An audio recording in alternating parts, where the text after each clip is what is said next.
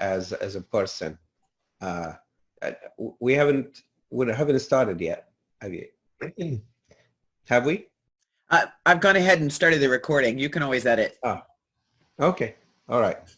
So to start with, Janet, how would you like me to introduce you? I'm honored that you asked and humbled by it. I tend to have people introduce me by whatever your personal way is of doing that. It is useful to let people know that I'm a leader and a coach educator and CEO of Invite Change, past president of the ICF. I mean, those are all resume kinds of things that I'm not sure. I know, of course, in Saudi that credentials matter. So feel free to put in place any of those that are useful to you. Okay. I think as we go on, people will get to know you better. We want to know Janet, the person, as a matter of fact. And when Janet is not doing all this, what is she doing?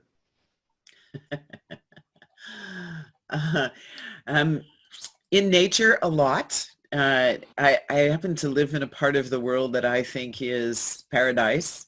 It's in the northwest corner of the United States of America, and I look out on what's called the Salish Sea. I live on an island called Whidbey, Wow. on 2.5 acres of beautiful old fir trees, and I see wildlife all day long, every day, in the water, in the mountains, in the meadow next to my house, and I love putting my hands in the dirt. Ah. I wouldn't necessarily call myself a gardener as much as I appreciate what the earth grows, and creating beauty and being in the stillness of nature is very restorative to me. What I know of you through our interaction, Janet, is you're a very grounded person. So when you say nature and you're putting your hand in the dirt, how much does that have participated and contributed in your grounding? I'd say it's very central. It doesn't require more than about 15 minutes of being outside, and I can find myself completely refreshed. I think one of the things I learned over time is that while I have the capacity to be highly productive and accomplish and achieve, at some point it becomes very hollow. The fact that I can doesn't mean I should. And when I'm awake and alert enough to take the break to be out in nature, it informs me. So yes, grounding and refreshing, but I think even more important than that, there's an instant connection to all that is that I find in nature, and some of my very best creative ideas come while I'm on my hands and knees in the dirt. As a result, right, I come back inside and I'm like, oh, I know exactly where I want to head with that, whether it's a piece of writing or a talk I'll do or a program I'm designing, whatever it might be. Yeah. Throughout our talk, you've done a lot of process work. You've done a lot of work on yourself. And you are the way you are today. But what brought you here on the way you are today? What has contributed on the way you are set today? Yeah. Well, certainly one of the factors is being born with a birthmark on my face. And I've actually been doing a bit of writing about this. Of course, many of you know right now in the United States, we are in the midst of a racial equity conversation that's long overdue, 400 years perhaps.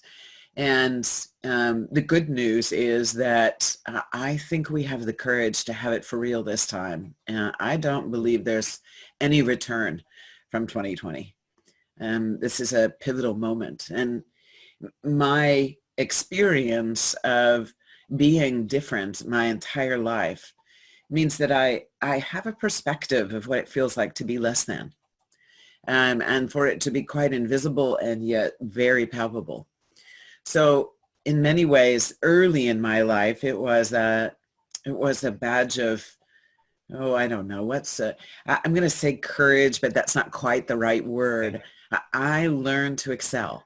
I was going to prove to the world I wasn't less than. I was different, yes. Unique, yes. But every bit the same deeply caring human being as the person sitting next to me. And for a long time, I think I wore that as a little bit of a, I don't know, maybe a chip on my shoulder. But in my young adult life, I realized that I had achieved a lot. I was a competitive athlete. I was a straight A student. I was on the debate team. I'd done the yearbook and written the school newspaper. I mean, the list of things that I could accomplish were extraordinary and kind of flat.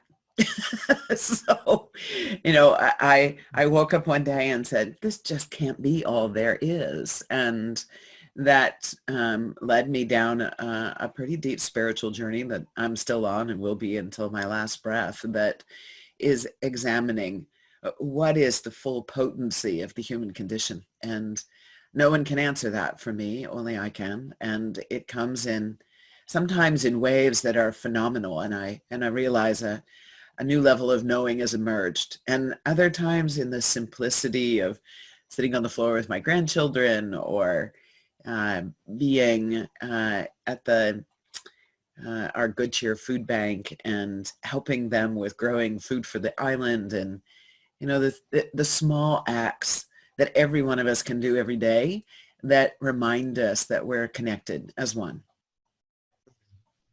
Very, very profound.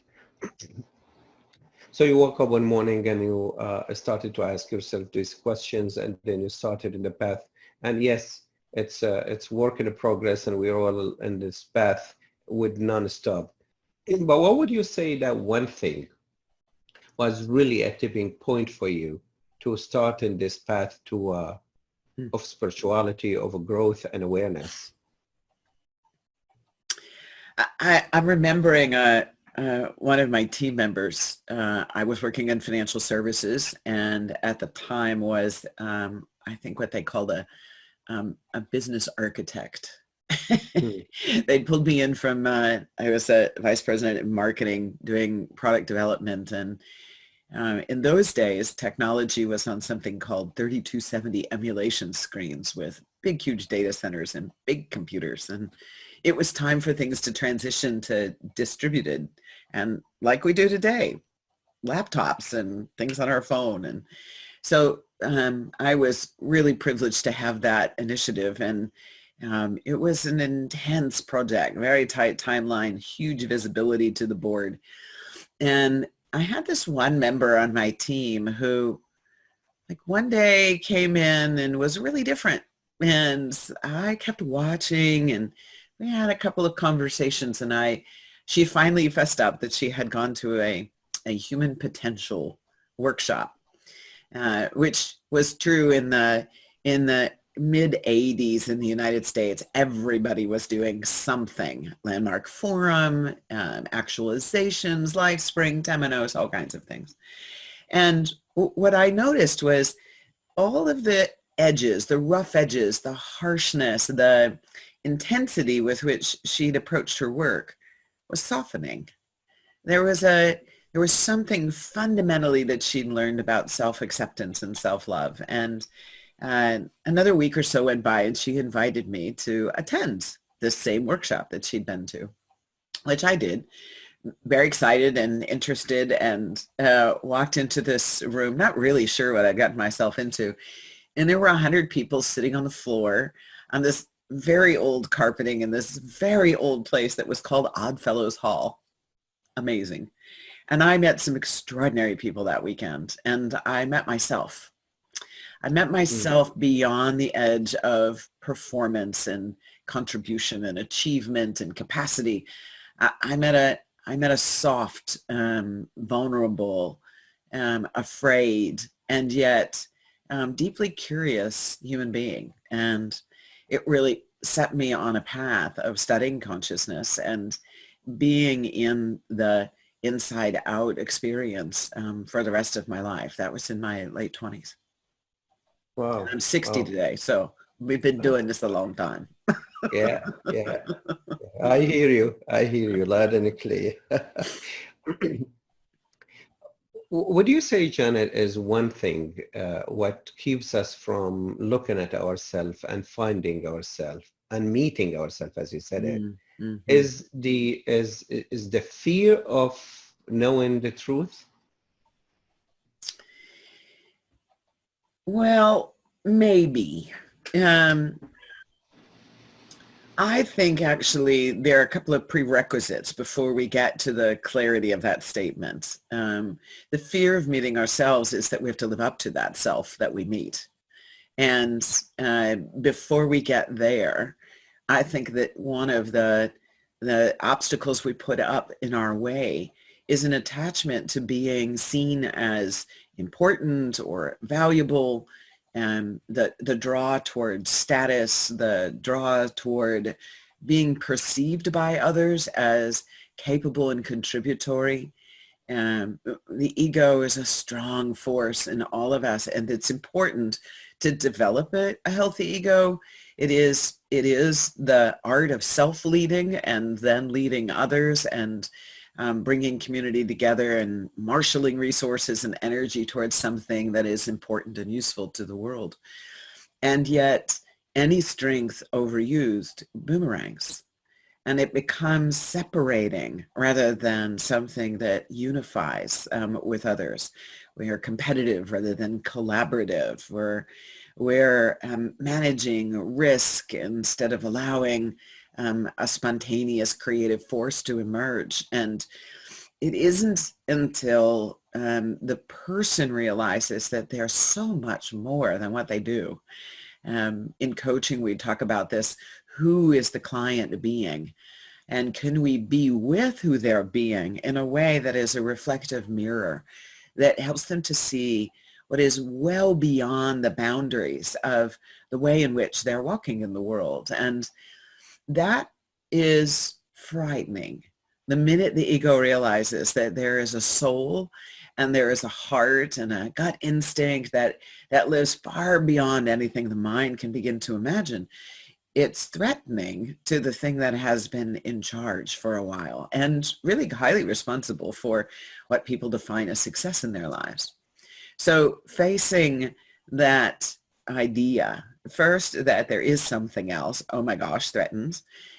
Second, that something else is actually more empowering and more enlivening and more a source of vitality than what we've been living.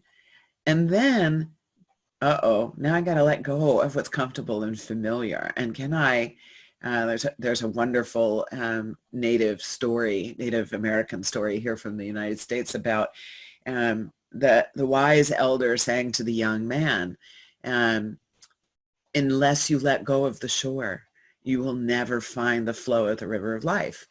And This is so true, that we can become attached mentally to our judgments and to our expertise, and expertise is the enemy of learning. So if we truly want to grow and contribute, we must be able to surrender what we're attached to. So these, to me, are prerequisites to that moment when we can say, I'm afraid to see the truth of all of who I am, because I am magnificent beyond measure, as is every single human being. It's miraculous that we ever carnate into a body. How does it happen? And of course, scripture can help us have a way of understanding it. But actually, when we look around at all of nature, procreation and life force is part of our condition here on this planet. And surely we're here for something more than commerce and producing consumerism. And I think this is a hunger that we see in society, all of society, everywhere in the world. It manifested social issues in lots of different ways, but the common thread is that we're looking to answer that existential question. And ultimately, does what I do matter? Are we living into the full potential of humanity? Well, that's what I mean, Janet. You know, when you spoke about these things, when you say, this is where I am now, you must have traveled really a long way, and you faced and experienced and all that kind of work. But you say something also about self-love and acceptance. Mm-hmm. How did you manage to bring that out from you in that setting that made you start this journey, especially in self-love and acceptance? Yeah. Again, it goes back to the roots of growing up in my house. My parents had this phrase that I was one and the same, which actually made me rather annoyed because I wasn't. I would hear one story at home and a whole other story when I went to school. And it took me a long time to realize that it's a yes and. I'm different and I am one and the same. One and the same as in part of the human race. And the intolerance of difference in our society, and again, this is true all places in the world, each with its own flavor of it, of course, it essentially creates loneliness. And I found myself many times in my life at crossroads where I would feel that there was no one. No one that I had either let in or that I had developed enough of a relationship with that I could feel I could surrender into the intimacy of that person. And many, many colleagues and friends all over the world, no question about it. But I'm really talking about the deeper connection to another person, almost as if one's soul is merged. And I knew I didn't want to lose myself in that, but at the same time, I could feel this really deep hunger, a hole in me. And I realized out of my despair that was my job. It was my job to fill that hole. And so when I was in my early 40s, my mother and my fiance died within 24 hours of each other. And my next oldest brother, who I was the closest to, 1 year almost to the day, died.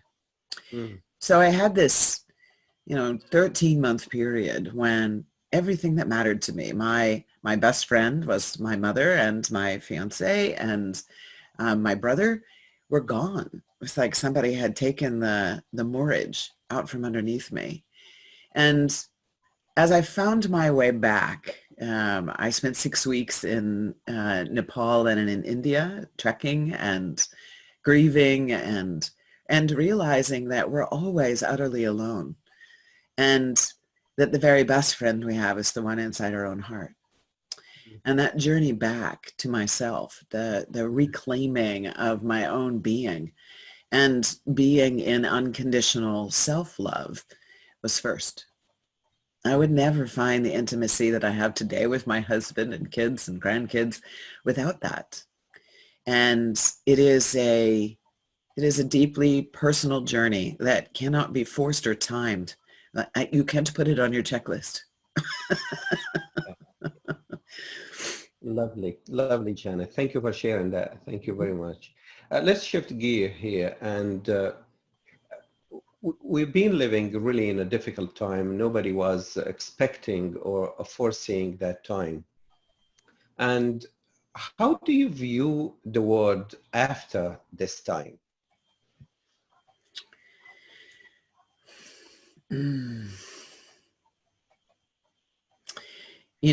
There's a wonderful quote from Rumi, and it goes something like this: as we walk on the way appears. Mm-hmm. And I have a sense that this is a time that is best described by that. I think I'm a bit of a junkie around anthropology. I like reading about anthropology. I think I was supposed to be an archaeologist. It just wasn't something that a little girl from the Midwest was supposed to give her attention to. So I took a class or two here and there, but never made my way. So I do it vicariously through reading. And one of the things that we know that human civilization has come and gone at least 8 times on this planet. Mm-hmm. And I think we're at one of those inflection points. I think that the the society that is dissolving before our very eyes deserves to go. There is so much innate, inherent, embedded corruption that has occurred in systems of all kinds, social, economic, educational, family, lots of ways in which we've so over revered producing results that we've stepped over what really matters to the human condition. And I think that, lots of voices have been speaking about this for probably 40 or 50 years. However, I think the intensity that we are experiencing now, I actually just finished writing an article, and one of the things that I said in there is for all of us on the planet right now, this is the first time that we have had the same experience and known we were having the same experience at the same time every place on the planet. Amazing. That's profound. Yeah. And I think as a result, it's one of those, if you're feeling a little vertigo, it's real. If you're feeling a little disoriented, it's real. I keep having this dream image arise of the earth having a sneeze. And the whole, how when you sneeze, it's like one of the hardest things you can do on your body. Yeah. Like the earth is sneezing right now. And those of us that have been hanging out on it, thank God we have gravity, or we'd have been thrown off into the universe. And so I'm sensing that there is a period of time in front of us that will be quite bleak by the standards that we measure things today, and quite the restoration of the earth. We leave a field fallow so that it can restore its own minerals, nourish the soil before we put new seed in to grow food. And I think we're in one of those periods of time when things need to lay fallow. We need to remember who we are as a human society, and our relationship to the planet, and to all of the relations that are what make up being here in this planet, in this solar system.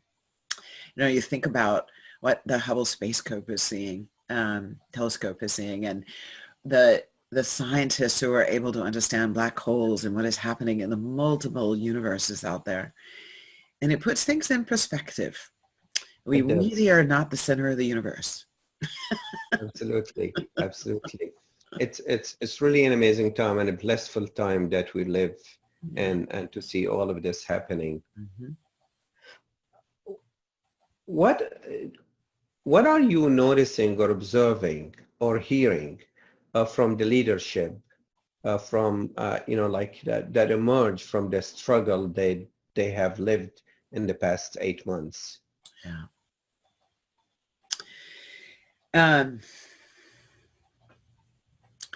I think 3 terms. Humility, like on their knees, humbled by the enormity of the suffering and pain and complexity. First, the pandemic, but ultimately caring for their workforce, their communities, the economic impact of this that is uncontrollable for the most part. And ultimately, at least here in the United States, although I think there are versions in other parts of the world, having to come to terms with the lie that's been lived. Our Constitution speaks about all equal, and it's not. It's neither equal nor equitable, neither one. And so this notion of being a good citizen, being a good human being, is being redefined. And, particularly in healthcare, where I do a lot of work, physician leaders who have operated in a system of do no harm and fix the pain at all cost. And actually, it's backwards and upside down. And the transition is underway to being about creating wellness, but all the systems they operate in keep in place being an expert to fix rather than being in partnership to prevent ever getting sick in the first place. And so the sense of identity and livelihood, and that's just one industry. The same thing is happening in travel and hospitality. In some ways, it's happening in certain parts of manufacturing who are completely embedded around being in a common location, which can't be done now. So the utter destruction of the system is causing people to step back and say, what am I taking for granted here?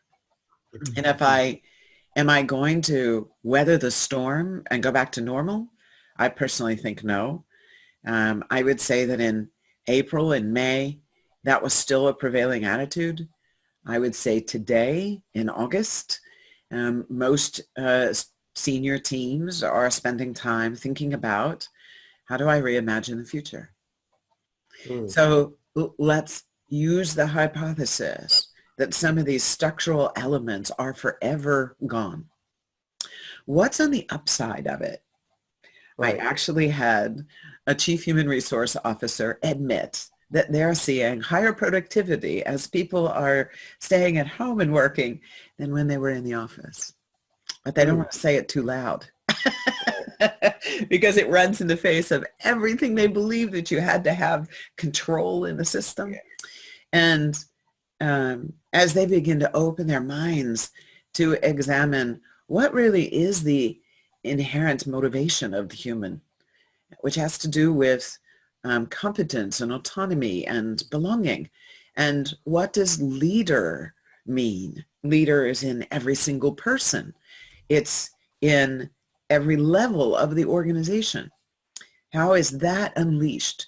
What are the things that have people feel the confidence to take the risk, to do something that hasn't been done before, to originate new thinking? And I think this is what we're starting to see in senior teams, that they are laying out scenarios that look very different from their history. And they're also listening more deeply. What are consumers asking for?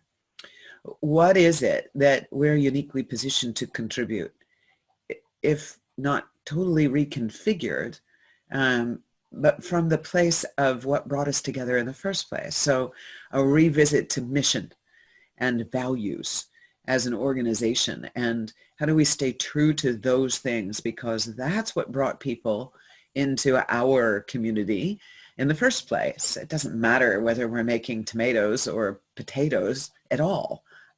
What matters is, are we meeting that contract, if you will, between the people we serve and the people who serve?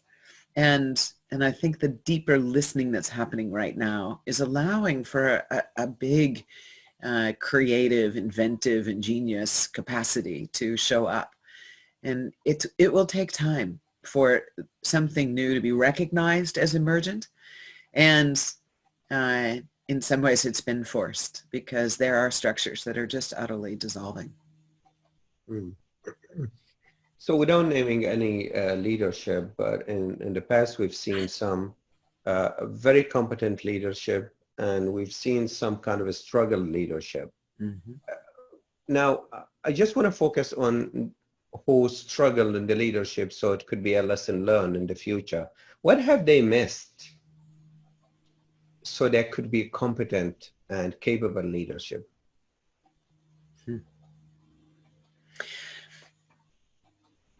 I'm sensing that I frame it a little differently than what have they missed. I might say, what did they not pay attention to? And whether it was intentional or not. The intentional ones are way out on one end of the spectrum for me, which is the corruption that we've seen in lots of systems of society. But as we kind of work our way back, I think there is a certain blindness that comes from pursuit of an identity as good or bad. right? The dualistic thinking that sets something up as better than and less than, and that's worthy of our attention and pursuit to be continuously better. Growth for growth's sake, rather than growth because we're creating a contribution that's reciprocal. Not much reciprocity going on in bad leadership.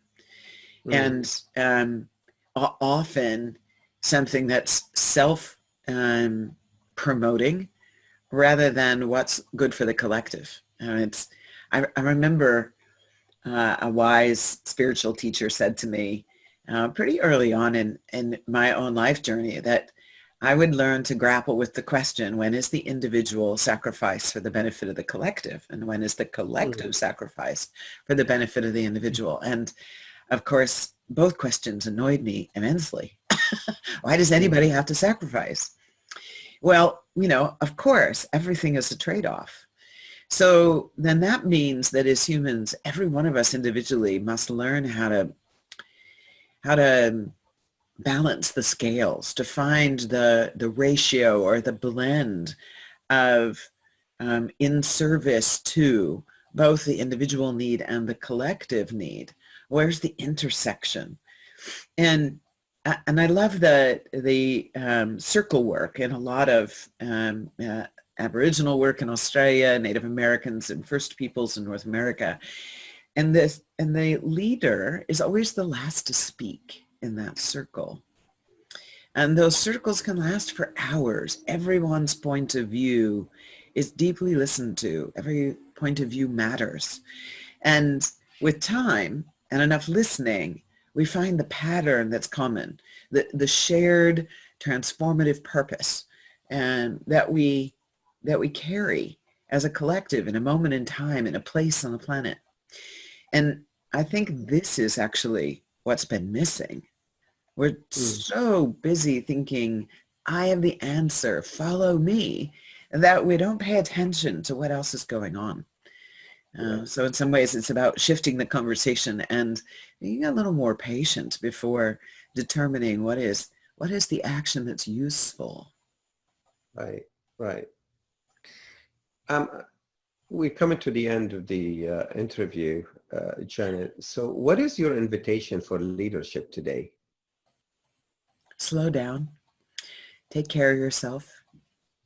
Listen more deeply. Ask questions you don't know the answer to. Be willing to have everything you think you know and believe disrupted so that you can open to new possibilities, that your history locks in time and is always around, right? There's so much resource and abundance in this place we're standing, and meaning planet Earth, wherever you are on it. I've looked at pictures of Saudi Arabia, and there was a time when it was filled with trees. It's not today. It's every bit as magnificent as the desert as it was with the trees. And so what's its next evolution? What is it that is in relationship to the natural rhythm of wherever we are in the world?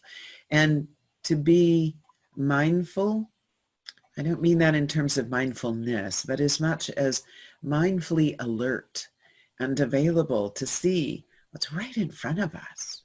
How do we be in relationship with it in a reciprocal way? And that takes slowing down, listening more deeply, and asking questions we don't know the answers to. Right. And I love it that you also emphasize on the, it's not actually missing, it's actually not paying attention to. So that's what happens when we pay attention or not we pay attention to. Thank you very much, Janet, for this contribution to meaningful conversation. I'm sure we can take one topic and we dive really deep in it. This is season 1. We're planning to do many seasons, and I hope you're okay to invite you again in season 2 and talk about something else. Oh, well, I feel very honored. Thank you. It's been a delight to be with you. Thank you so much, Janet. Thank you.